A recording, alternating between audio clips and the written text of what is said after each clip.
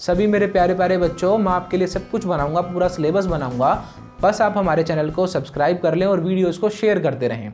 तो अब तक हम पहुंच चुके हैं 1969 के इलेक्शंस में। तो यहाँ तक बिल्कुल सब कुछ समझ में आया। अब हम देखेंगे 1971 के इलेक्शन।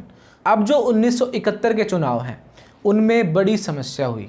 क्या हुआ? एक तरफ तो इंदिरा गांधी, एक तरफ वो सारे पुराने नेता। अब पुराने नेताओं ने और क्या किया, इंदिरा गांधी से इतने चिढ़ चुके थे वो, उन्होंने दूसरी पार्टियों के साथ भी गठबंधन किया।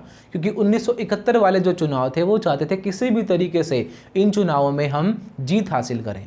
तो पुराने वाली कांग्रेस ने यानी कि कांग्रेस ओ ने मिलकर एक गठबंधन बनाया जिसका नाम बोला गया ग्रैंड अलायंस। क्या नाम है? Grand alliance. ग्रैंड का मतलब महान यानी कि बड़ा, अलायंस का मतलब होता है ग्रुप। तो आप ये भी याद रखें, 1 या 2 नंबर में आपसे पूछ सकते हैं कि ग्रैंड अलायंस क्या है। तो आप क्या बताओगे कि ग्रैंड अलायंस जो है 1971 के चुनावों के समय पुराने वाली कांग्रेस यानी कि कांग्रेस सिंडिकेट, या आप नाम दे सकते हो कांग्रेस ओ, उसका एक ऐसा गठबंधन था जो कि उसने इंदिरा गांधी के खिलाफ बनाया था।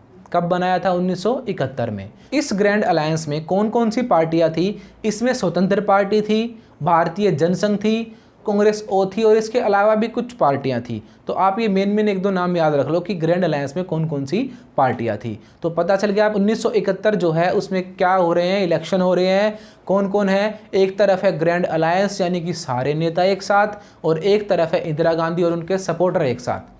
तो ठीक है, तो आपस में इन दोनों का क्या चल रहा है? अब मुकाबला चल रहा है। दोनों का मुकाबला चल रहा है, एक तरफ इंदिरा गांधी, एक तरफ पुरानी पार्टी सिंडिकेट। तो 1971 के चुनाव में भी वही हुआ जिसकी उम्मीद नहीं थी। फिर उनको लगा था कि हम जीतेंगे, सारे पुराने नेता इकट्ठे जो हुए थे, पर ऐसा नहीं हुआ। 1971 के चुनाव में इंदिरा गांधी बहुत ही बड़ी जीत के साथ हमारे सामने आई। तो 1971 के जो चुनाव हैं उसमें कौन जीता? इंदिरा गांधी जीती। ऐसा क्या हुआ अब 1971 के चुनावों में जो इंदिरा गांधी जो है वो जीती? इंदिरा गांधी जो है वो एक समाजवादी नेता थी, उन्होंने गरीबों का बहुत भला किया था। तो 1971 से पहले उन्होंने बहुत सारे वायदे किए थे। उन्होंने कहा था कि जो प्रीवी पर्स है यानी जो भी राजाओं को पैसे दिए जाते हैं वो मैं ख़त्म कर दूंगी और ये जो पैसा है मैं गरीबों की भलाई में लगाऊंगी। यानी इंदिरा गांधी ने एक ही बात कही थी कि मैं अगर नेता बनती हूँ तो मैं सिर्फ और सिर्फ गरीबों का भला करूँगी। और ये बात बिल्कुल इंदिरा गांधी ने की भी, उन्होंने गरीबों का बहुत भला भी किया है। तो इंदिरा गांधी का जो नारा था 1971 में वो था गरीबी हटाओ। क्या नारा था? गरीबी हटाओ। और जो ग्रैंड अलायंस था उसका नारा था इंदिरा हटाओ। तो कौन सा नारा ज़्यादा प्रभावी रहा? वो रहा गरीबी हटाओ। इंदिरा गांधी का जो ये नारा है गरीबी हटाओ, ये लोगों के दिलों में बस गया और लोगों ने इंदिरा गांधी को अपना नेता चुना। अब ये सिर्फ नारा नहीं है कि गरीबी हटाओ बोल दिया और सब मान गए, जनता इतनी पागल तो है नहीं। गरीबी हटाओ का मतलब है इंदिरा गांधी ने ऐसे काम किए थे गरीबों के लिए, इसीलिए गरीबों को भरोसा था कि इंदिरा गांधी जो है वो जो ये वायदे कर रही हैं आने वाले समय में वो ये और भी अच्छे काम करेंगी। तो गरीबी हटाओ का नारा इंदिरा गांधी के लिए वरदान साबित हुआ और 1971 में इंदिरा गांधी की सरकार बनी। पर अब प्रॉब्लम ही प्रॉब्लम। भारत देश बहुत सारी समस्याओं के साथ बेचारा जब से आज़ाद हुए हैं तब से लेकर और अब हम 1971 तक पहुंच चुके हैं। 1971 तक बहुत सारी प्रॉब्लम बीच में आई। अब उन प्रॉब्लम्स के बारे में हमें थोड़ा जानना होगा ताकि हम आगे इस चैप्टर को अच्छे से समझ पाएँ। अब देखो क्या हुआ, जब नेहरू थे हमारे प्रधानमंत्री 1947 से लेकर 1964 तक, तो देश में जो है बहुत कुछ भी नहीं था, कोई भी संसाधन नहीं थे, ना कुछ खाने को था ना कुछ और जब हम आज़ाद हुए थे अगले साल हमें एक युद्ध करना पड़ा था, रजवाड़ों को मिलाना पड़ा था। ये चैप्टर फर्स्ट में हमने ये चीज़ें पढ़ी थी कि क्या क्या प्रॉब्लम भारत के सामने थी। तो 1950 का दशक तो पूरा ऐसा गया था, बिल्कुल भी डेवलपमेंट भारत में नहीं थी, पर हमारे नेता अच्छे थे उस टाइम पे।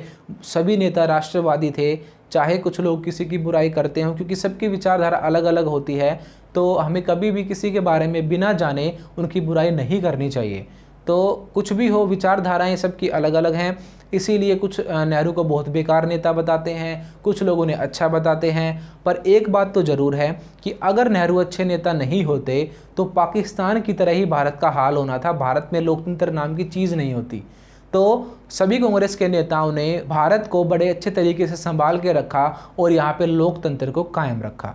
तो 1950 का दशक गरीबी थी, भुखमरी थी, ना कोई बड़ी इंडस्ट्री थी, कुछ भी नहीं था। उसके बाद 1960 का दशक आया। 60 के दशक में आते ही क्या हुई, प्रॉब्लम शुरू। अब यहाँ से आपसे एक क्वेश्चन भी पूछेंगे, 1960 का जो दशक है वो भारत के लिए इतना खतरनाक दशक क्यों माना जाता है कि बिल्कुल सारी ही ख़राब चीज़ें हमारे ऊपर ही आकर टूट के क्यों पड़ी 1960 में, ये है ये क्वेश्चन। तो यहाँ से आपसे 4 नंबर में या 6 नंबर में भी आपसे पूछ सकते हैं कि ये बताओ कि जो 60s का दशक है वो इतना बेकार क्यों है। तो आप इसको साथ साथ समझते चलें, पूरे चैप्टर को स्टोरी की तरह देखो, तब मज़ा आएगा पढ़ने में। और आपसे कोई भी कुछ भी क्वेश्चन पूछ लें, मेरी गारंटी है इस चैप्टर के बाद आप सारे तो शॉर्ट क्वेश्चन का आंसर दोगे, सारे 2 मार्क्स का आंसर दोगे, 4 मार्क्स और आपसे 5, 6 कितने भी नंबर में आपसे पूछ लें, आप सभी क्वेश्चन का आंसर बहुत अच्छे तरीके से दे पाओगे, क्योंकि हम बिल्कुल स्टोरी की तरह समझ रहे हैं और इन्हीं में से क्वेश्चन बनाएंगे वो। तो आप बिल्कुल स्टोरी को अच्छे से समझते रहें, सारी बातों को अपनी कॉपी में लिख लें, जो भी आपकी स्क्रीन पे लिखा हुआ आता है उनको आप नोट डाउन कर लें, वही आपके नोट्स हैं। और अगर आपको नोट्स भी चाहिए तो वो भी आपको प्रोवाइड हो जाएंगे, आपको डिस्क्रिप्शन में लिख के बता दिया जाएगा कि कहाँ पे आपको नोट्स मिलेंगे। तो अब समझो कि ऐसा 1960 में क्या हुआ कि सारे संकट भारत पे आकर टूटे। अब 1962 की बात है। 1962 में भारत को चाइना के साथ एक युद्ध लड़ना पड़ा। तो भारत ने जब चाइना के साथ युद्ध लड़ा तो युद्ध के बाद तो भारत की स्थिति इतनी बुरी हो गई थी, भारत उस युद्ध में हारा था बहुत बुरे तरीके से, क्योंकि हमारे पास उस टाइम पे कुछ भी संसाधन नहीं थे। हमारे जो सैनिक हैं उनके पास बंदूकें भी तरीके से नहीं थी कि वो उनसे लड़ सकें।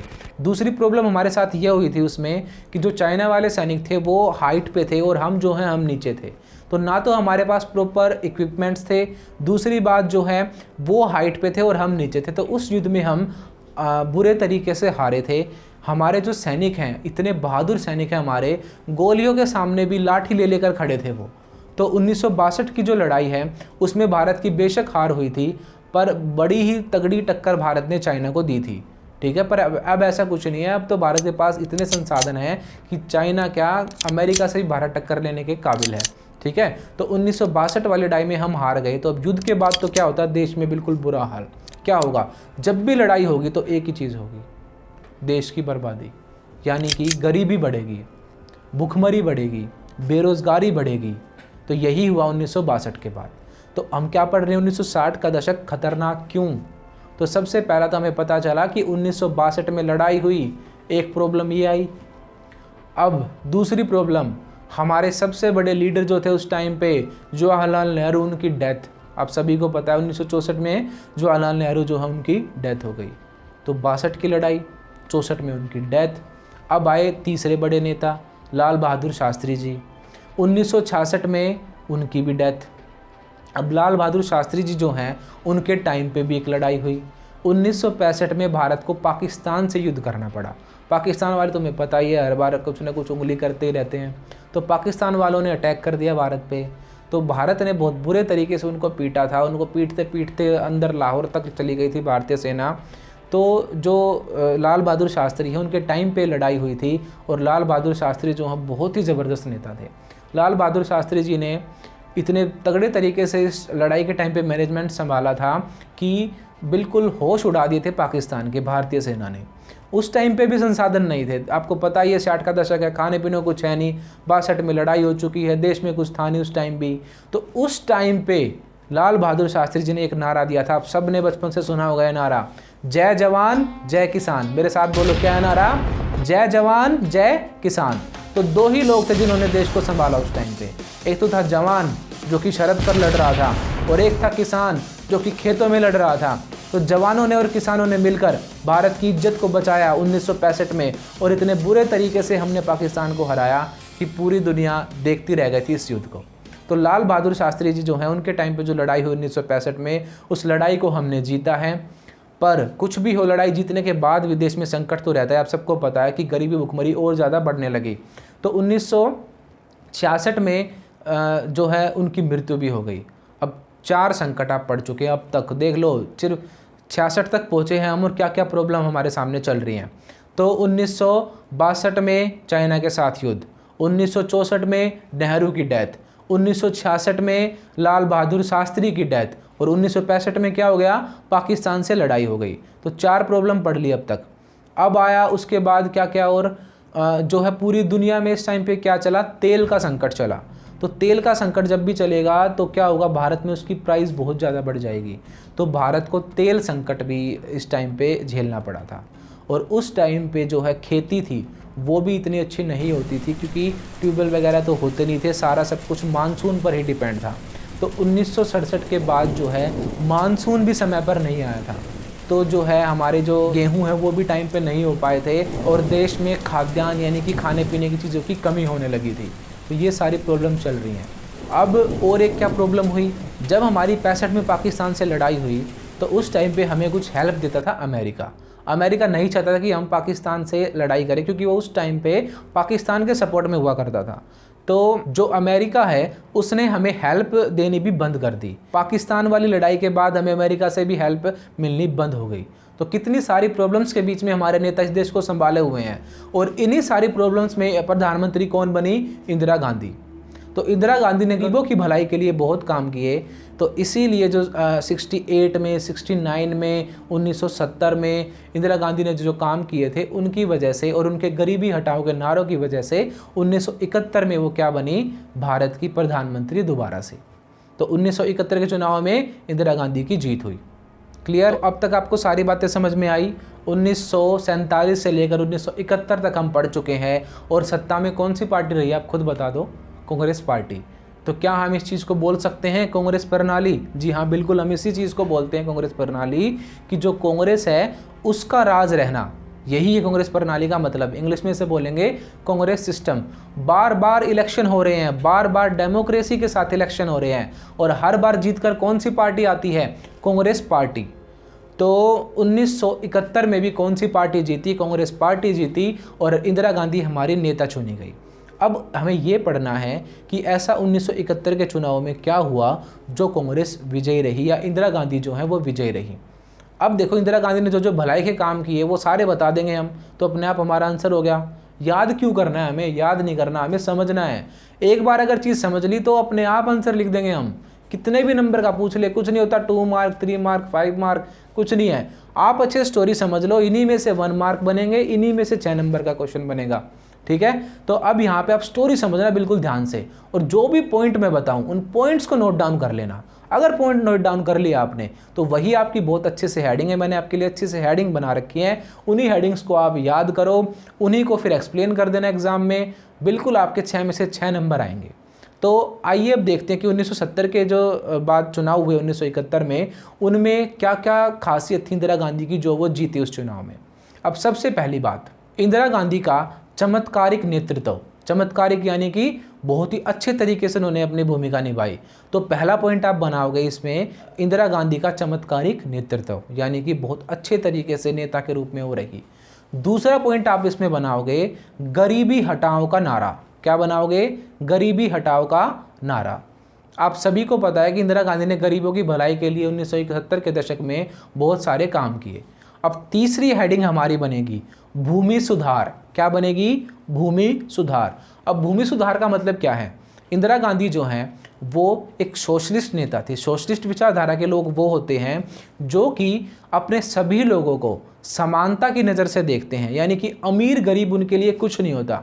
उनका ये मानना था इंदिरा गांधी का कि समाज में सबको बराबरी मिलनी चाहिए, और जो गरीबों के अधिकार उनसे छिनते हैं वो उन्हें मिलने चाहिए। तो इंदिरा गांधी ने एक आंदोलन भी चलाया था। आंदोलन क्या, उनका तो ऑर्डर ही था, सरकार का एक ऑर्डर था ये, कि जो बड़े बड़े जमींदार हैं गाँव के अंदर, जैसे जिनके पास मतलब बेलिमिट ही नहीं है किसी चीज़ की, इतनी ज़्यादा संपत्ति है जिनके पास, तो उनसे कुछ प्रॉपर्टी ली जाएगी और गांव में उन लोगों को दी जाएगी जिनके पास बिल्कुल भी ज़मीन नहीं है। तो जैसे मान लो 300 से ऊपर खेत पड़े हैं किसी के पास, जैसे एक लिमिट फिक्स की गई थी इसमें कि मान लो 300 खेत हैं, तो 300 से कम अगर हैं तो उनसे नहीं लेंगे, अगर 300 से ज़्यादा किसी के पास हैं तो उनसे जितनी भी उनकी ज़मीन एक्स्ट्रा है वो ले ली जाएगी और गांव के उन गरीबों को बांटी जाएगी जो कि बहुत ही ज़्यादा गरीब हैं और अपना जीवन नहीं चला पाते हैं। तो इंदिरा गांधी ने क्या किया, अमीरों से ज़मीन लेकर गरीबों में बांटी उन्होंने। अमीरों के साथ भी उन्होंने गलत नहीं किया, उनका शोषण नहीं किया कि उनकी घर छीन ली और गरीब को दे दी, ऐसा नहीं किया। जो बिल्कुल एक्स्ट्रा ज़मीन थी, बहुत ज़्यादा जो ज़मीन थी हड़प रखी थी, किसी ने कुछ कर रखा था, तो ये सारे भूमि सुधार उन्होंने लागू किए। सारे जो खेत हैं उनकी हदबंदी की, यानी फिक्स करा गया एरिया, सरकारी ज़मीन जो एक्स्ट्रा पड़ी है, आपने अभी भी अपने एरिया में देखा होगा, कभी सरकारी ज़मीन खाली पड़ी रहती है। और गांव के बच्चों ने तो बहुत देखा होगा, कहीं पंचायत के पास ज़मीन खाली पड़ी है, कहीं तालाब के पास ज़मीन खाली पड़ी है। तो वो सारी सरकारी ज़मीन उस टाइम पे नापी गई थी कि कौन सी ज़मीन कहाँ पे कितनी सरकार की है, कितनी किसी और आदमी की है। तो ऐसे करके इंदिरा गांधी सरकार ने गरीबों को ज़मीन दी थी और बहुत गरीबों की हेल्प की थी। तो 3 पॉइंट हम पढ़ चुके हैं। इंदिरा गांधी का चमत्कारिक नेतृत्व रहा, इंदिरा गांधी ने गरीबों की भलाई करी, इंदिरा गांधी की समाजवादी नीतियां, यानी लोगों की भलाई वाली नीतियां। अब उसके बाद इंदिरा गांधी ने एक प्रोग्राम चलाया था जिसका नाम था 20 सूत्री कार्यक्रम। सूत्र का मतलब कुछ नहीं है, पॉइंट्स रखे उन्होंने अपने, जैसे कोई भी सरकार चलाती है कि ये बातें हम अब की बार फॉलो करेंगे। तो उनके जो 20 बातें उन्होंने रखी जनता के सामने कि मैं इन 20 मुद्दों पर जो है वो आगे काम करूंगी और गरीबों की भलाई करूंगी। तो 20 सूत्री कार्यक्रम में ही ये भूमि सुधार हुआ, गरीबों को ये दिलवाना हुआ, ज़मीन वगैरह, ये सारे 20 सूत्री कार्यक्रम में थे। अब और क्या क्या मेन बातें थी 20 सूत्री कार्यक्रम में, वो अगला पॉइंट बनाएंगे हम। वो अगला पॉइंट है हमारा 14 बैंकों का राष्ट्रीयकरण। इंदिरा गांधी ने 1970 के दशक में ही जो हमारे बैंक हैं उनका नेशनलाइजेशन किया था, यानी उनको क्या किया था, सरकार ने अपने कंट्रोल में ले लिया था। तो बैंक जब सरकार के कंट्रोल में आए तो गरीबों का उसमें भला हुआ। तो बैंकों का राष्ट्रीयकरण भी इंदिरा गांधी की जीत का एक कारण बना। ये सारी बातें वो इलेक्शंस में कह रही थी कि मैं ये सारे काम करने वाली हूँ, और उन्होंने ये काम किए भी थे। अब 2 पॉइंट और पढ़ लेते हैं हम। उसमें सबसे मेन पॉइंट है प्रीवी पर्स की समाप्ति। प्रीवी पर्स, अब आप सोच रहे हो कि पता नहीं क्या बता रहे हैं सर, पहले ही बता दिया प्रीवी पर्स क्या है और अब भी कह रहे हैं प्रीवी पर्स की समाप्ति। है क्या Privi purse? Privi purse, purse क्या होता है? पैसे रखते हैं ना पर्स में, पैसे ही मिलते थे पर्स में। किसको मिलते थे? पर हमने पढ़ा था कि भारत में बहुत सारे रजवाड़े थे। अब उन रजवाड़ों को जब भारत ने मिलाया तो उनके जो राजा महाराजा थे वो कहते थे कि हमें सरकार को कुछ भत्ता देना चाहिए, हमारी रियासतें वगैरह उन्होंने ली हैं। तो आज़ादी के टाइम से लेकर इंदिरा गांधी के टाइम तक भारत सरकार पुराने जो राजा थे या नवाब थे, जो भी रजवाड़ों के मालिक थे, उन सबको कुछ पैसे दिया करती थी। बोनस मिलता था उन्हें, पेंशन मान लो या बोनस मान लो, उनके पैसे मिलते थे, सालाना दे दो या किसी भी तरीके से दे दो। कुछ सरकार उन्हें अमाउंट दिया करती थी, और वो जो ये अमाउंट है यही कहलाता था प्रीवी पर्स। तो प्रीवी पर्स का मतलब क्या है? वो सारे पैसे जो किसको दिए जाते हैं? पुराने राजाओं को। इंदिरा गांधी ने क्या करा? प्रीवी पर्स को समाप्त कर दिया और वो पैसा गरीबों की भलाई में लगाया। तो ये एक पॉइंट बना गया, प्रीवी पर्स की समाप्ति। अब हमारा आखिरी पॉइंट है इसमें, कमज़ोर विपक्षी दल। अब आप सभी को पता है कि जो इंदिरा गांधी है उनके खिलाफ कौन खड़े हुए थे? पुराने नेता और उनका ग्रुप, जिसे बोलते हैं ग्रैंड अलायंस, यानी कि महागठबंधन। तो ये महागठबंधन जो है अलग अलग पार्टियों को लेकर बनाया गया था, तो उनकी इतनी अच्छी आपस में कॉम्बिनेशन नहीं बन पाया। सभी को लग रहा था कि एक नेता होगा और इंदिरा गांधी नेता जैसा अगर होगा तो जो है हमारा देश तरक्की करेगा, और ऐसा ही हुआ। 1971 के चुनाव में इंदिरा गांधी विजयी रही। तो आप सिंपल बिल्कुल अच्छे से बता सकते हो इंदिरा गांधी क्यों जीती 1971 के चुनाव में। सारी उनकी अच्छी बातें बता दो, हो गया आपका आंसर। आप क्या बताओगे? कि गरीबों की भलाई करी, प्रीवी पर्स को समाप्त कर दिया, बैंकों का राष्ट्रीयकरण किया, गरीबों के लिए अच्छे काम किए, भूमि सुधार उन्होंने लागू किए, और जो उनका विपक्षी दल है वो कमज़ोर था, और प्रीवी पर्स जो है उनकी उन्होंने समाप्ति कर दी। हमारा जो टॉपिक है वो ख़त्म हो चुका है कि 1971 में इंदिरा गांधी क्यों जीती। अब आप लिख दोगे ना इसका आंसर। तो अब हमारा अगला टॉपिक है, एक ही टॉपिक बचा है इसमें। 1971 तक जो है वो हम सब कुछ पढ़ चुके हैं। ये जो हमारा चैप्टर था 1971 तक ही था। अब बीच में एक चीज़ हुई थी जो 1967 के चुनाव हुए थे उसी टाइम पे हुआ था ये, कि जो नेता हैं वो अपने दल ज़्यादा बदलने लगे थे, कभी इस पार्टी में कभी उस पार्टी में। तो ये चीज़ पहले नहीं हुआ करती थी। पहले के नेता बहुत ही ज़्यादा राष्ट्रवादी थे, अपनी विचारधारा के बिल्कुल पक्के आदमी थे। वो ये नहीं चाहते थे कि मैं बस नेता बन जाऊं कैसे ही और पार्टी छोड़ दूं या कुछ भी करूं, ऐसा नहीं था बिल्कुल भी। चाहे उनको पूरी ज़िंदगी बीत जाती थी, वो अपनी ना तो उन्होंने कभी अपनी विचारधारा बदली थी और ना ही कभी अपनी पार्टी बदली थी। पर अब जैसे जैसे नए नए नेता आ रहे हैं तो अब ये चीज़ें थोड़ी थोड़ी शुरू होने लगी थी भारत में। पर ऐसा नहीं है कि इंदिरा गांधी के टाइम पे बिल्कुल ही दल बदल जो है वो शुरू हो गया था। जैसे आज आप देखते हो कभी कोई किसी पार्टी में जाता है, कभी कोई किसी में, किसी को कोई विचारधारा से, कोई देश से कोई मतलब नहीं है, सब अपना बस नेता बना दो, कैसे ही कुर्सी मिल जाए, इस बात से मतलब है। पर पहले के नेता ऐसे नहीं थे। आपने अटल बिहारी वाजपेयी जी के बारे में भी पढ़ा होगा, पूरी ज़िंदगी उन्होंने बीजेपी में निकाली है, ठीक है, कभी भी ना किसी पार्टी को बदला, ना कभी कुछ, अपनी एक ही विचारधारा को लेकर वो हमेशा लड़ते रहे और वो हमारे प्रधानमंत्री भी बनेंगे आगे चलकर, हम पढ़ेंगे उनके बारे में भी है हमारा अगले चैप्टर्स में। तो 1971 तक हम पहुँच चुके हैं। 1971 तक कौन पार्टी में रही है? इंदिरा गांधी की सरकार रही है, यानी कि कांग्रेस रही है। तो अब तक मेरे को ये बता दो आपकी कांग्रेस प्रणाली स्थापित रही या नहीं रही? बिल्कुल रही। तो ये था हमारा चैप्टर कांग्रेस प्रणाली। अब इसी में एक चीज़ बता रहा था मैं आपको, वो है दल बदल क्या है। बिल्कुल सिंपल सी बात है, दल मतलब पार्टी, बदल मतलब चेंज कर लेना। तो जब कोई विधायक, पार्टी का मेंबर अपनी पार्टी को बदल लेता है अपना फ़ायदा देखते हुए, वो कहलाता है दल बदल। तो 1967 के टाइम पे क्या हुआ था, जो इलेक्शन हुए थे उसमें हरियाणा के एक विधायक थे जिनका नाम था गयालाल। अब गयालाल जो हैं वो मतलब बस उन्होंने एक मस्त काम किया था जो कि आज तक जो है भारतीय राजनीति में याद रखा जाता है। मतलब वो इतने कंफ्यूज थे खुद ही। उन्होंने क्या किया, वो कांग्रेस पार्टी में थे पहले, कांग्रेस से वो गए दूसरी पार्टी में, यूनाइटेड फ्रंट में। उसके बाद वो गए कांग्रेस में, फिर वो गए दोबारा से यूनाइटेड फ्रंट में। अब देख लो आप, 14 दिन के अंदर एक आदमी ने 4 बार पार्टी बदल दी। तो अब इनका मजाक बनेगा या नहीं बनेगा?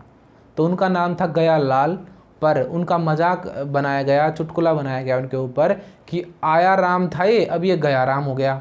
ठीक है, जब वो कांग्रेस छोड़कर यूनाइटेड फ्रंट में गए तो कहा गया कि ये पहले तो कांग्रेस में था, ठीक है, फिर ये यहाँ चला गया। तो आया राम और गया राम। तो अब से पूछ ले अगर आया राम और गया राम क्या है, तो आप बताओगे कि ये दल बदल की राजनीति से जुड़ा हुआ है। हरियाणा के जो विधायक थे गयालाल, उन्होंने जब अपनी पार्टी चेंज की थी, कांग्रेस से यूनाइटेड फ्रंट में गए थे वो बार बार, 14 दिन के अंदर ही उन्होंने ये काम किया सारा। तो 14 दिन के अंदर अंदर उन्होंने 4 बार पार्टी बदल दी। यही है आया राम और गया राम। तो अब तक हमने सारा चैप्टर लगभग पढ़ लिया है। अब मैं आपको एक चीज़ समझा देता हूँ कि कुछ टर्म्स आती हैं हमारी पॉलिटिकल में हमेशा, जैसे कि लेफ्टिस्ट क्या है, राइटिस्ट क्या है, समाजवाद क्या है, पूंजीवाद क्या है, और दक्षिणपंथ क्या है, वामपंथ क्या है। तो कांग्रेस जो टूटी थी हमारी 1969 में, वो 2 विचारधाराओं की वजह से ही टूटी थी। जो कांग्रेस इंदिरा गांधी वाली थी वो थी वामपंथ विचारधारा की, और जो पुराने वाली कांग्रेस थी, कांग्रेस ओ कह लो या सिंडिकेट कह लो, वो थी दक्षिणपंथ विचारधारा की। अब ये वामपंथ दक्षिणपंथ क्या है, और जितने भी मैंने अभी टर्म्स आपको बताए उन सभी को मैं आपको समझा रहा हूँ। अब बिल्कुल ध्यान से इस बात को सुनना। आप वामपंथ दक्षिणपंथ यहाँ पे लिखा हुआ आ रहा है, आप देखते रहो कि इन्हीं के दूसरे नाम क्या हैं। वामपंथ का ही दूसरा नाम है समाजवाद, वामपंथ का ही दूसरा नाम है लेफ्ट विंग या लेफ्टिस्ट कह सकते हो इन लोगों को आप। ठीक है, बिल्कुल सेम नहीं है ये नाम, थोड़ा थोड़ा इनमें चेंज होता है विचारधाराओं में, पर लगभग आप मान सकते हो कि लगभग इन सभी के विचार यही हैं। ठीक है, तो जब भी आपको पॉलिटिकल में कहीं भी एनसीईआरटी पढ़ो, आप कुछ भी पढ़ो, आपको ये वर्ड दिखे तो आप समझ जाना कि किस विचारधारा की बात हो रही है। हमें सिर्फ विचारधारा समझनी है। ठीक है, तो वामपंथ वाले, लेफ्ट विंग वाले और सोशलिस्ट लोग, समाजवाद जिन्हें बोलते हैं, ये सारे एक ही विचारधारा के हैं। अब इनकी विचारधारा क्या है वो समझो आप। समाजवादी लोग जो हैं, इनका मानना है कि सारा का सारा कंट्रोल सरकार के हाथ में होना चाहिए, चाहे स्कूल हो, चाहे कॉलेज हो, चाहे बैंक हो, चाहे देश की कोई भी चीज़ हो, किसके अंडर होनी चाहिए? सरकार के अंडर होनी चाहिए। ये नहीं है कि अमीरों को जो है वो ज़्यादा सुविधाएं दे सरकार, बिजनेस वगैरह ही ज़्यादा इस चीज़ को सपोर्ट नहीं करते। बिजनेस भी करे तो सरकार ही करे। ये नहीं है कि पूंजीपति लोग यानी कि बड़े बड़े बिजनेसमैन देशों में, दूसरे देशों से आए और वो बिजनेस करें यहाँ पे। ऐसी सरकार जो होती है वो लोगों की भलाई की बात करती है, ज़्यादा दुनिया के कंपटीशन के चक्कर में नहीं पड़ती वो सरकार कि डॉलर से मुकाबला करना है, कंपटीशन में घुसना, ये नहीं करती वो सरकार। तो सोशलिस्ट होती है ऐसी सरकारें। ठीक है, यही सारे नाम सोशलिस्ट के भी, बिल्कुल एग्जैक्ट नहीं है। कभी आप कहीं से डेफिनेशन पढ़ो और ये बोलो कि ये तो कुछ अलग होता है, ऐसा नहीं है। इनकी जो मेन थीम है मैंने आपको सिर्फ वो बताई। अगर आप इनको डीप में पढ़ने लगोगे तो आपको इनमें थोड़े बहुत अंतर दिखने लगेंगे, पर आप सिर्फ यही समझो कि जो लेफ्टिस्ट हैं, वामपंथी हैं और सोशलिस्ट हैं, उन सभी की विचारधारा में एक कॉमन बात है, वो ये है कि ये सारे के सारे लोग समाजवाद को फॉलो करते हैं और सरकार के नियंत्रण की बात करते हैं, यानी कि देश पे सरकार के कंट्रोल की बात करते हैं। समझ गए? अब दूसरे जो हैं वो हैं दक्षिणपंथ। दक्षिणपंथ वाले लोग जो हैं वो कहते हैं कि जो है पूंजीवादी समाज होना चाहिए, यानी कि प्राइवेटाइजेशन होना चाहिए चीज़ों का। लोगों को अपनी काबिलियत के हिसाब से अपने दम पे अपना बिजनेस खड़ा करने की परमिशन होनी चाहिए। सरकारों को टैक्सों में छूट देनी चाहिए ताकि लोग अपने बिजनेस खड़े कर सकें। तो ठीक है, ये है दक्षिणपंथी विचारधारा। अब दक्षिणपंथी वाले लोग समाज और संस्कृति में तो बिल्कुल भी परिवर्तन नहीं चाहते, पर जो आर्थिक चीज़ होती है, आर्थिक चीज़ों में वो एक बड़ा चेंज चाहते हैं। वो चाहते हैं कि मॉडर्न हिसाब से चीज़ें हों। ठीक है, तो इंदिरा गांधी जो है वो बिल्कुल अपने कंट्रोल में सब कुछ लेकर जनता की भलाई करना चाहती थी, इसीलिए वो जो है वो सोशलिस्ट विचारधारा से प्रभावित थी। तो ये था हमारा चैप्टर कंप्लीट। तो हमने सारी स्टोरी समझ ली है, बिल्कुल अच्छे से हमने देखा कि कांग्रेस प्रणाली कैसे बनी है अब तक। तो आपको इसमें क्या क्या याद रखना है, एक बार मैं आपको रिवाइज़ करा देता हूँ। 1947 से लेकर 1964 तक नेहरू का राज, 1964 से लेकर 1966 तक लाल बहादुर शास्त्री का राज, 1966 से लेकर 1971 तक इंदिरा गांधी का राज, 1971 के बाद हम अगले चैप्टर में पढ़ेंगे। तो अगर आपको वीडियो अच्छी लगी है तो लाइक कर दें और अपने सभी दोस्तों को इस वीडियो को शेयर करें। मैं आपको फिर कह रहा हूँ, हमारी बहुत मेहनत लगती है इस वीडियो में। अगर आपको अच्छी लगी है तो ही आप शेयर करो, कोई वो नहीं है कि आप इसको ज़रूरी शेयर करो। अगर बेकार लगी तो मेरे को बता दो भाई, बेकार बनाता है तो वीडियो, ठीक है। और अच्छी लगी है तो भी बता दो कि सर हमें आपकी वीडियो बहुत अच्छी लगी है, और अपने दोस्तों को इस वीडियो को शेयर कर दो।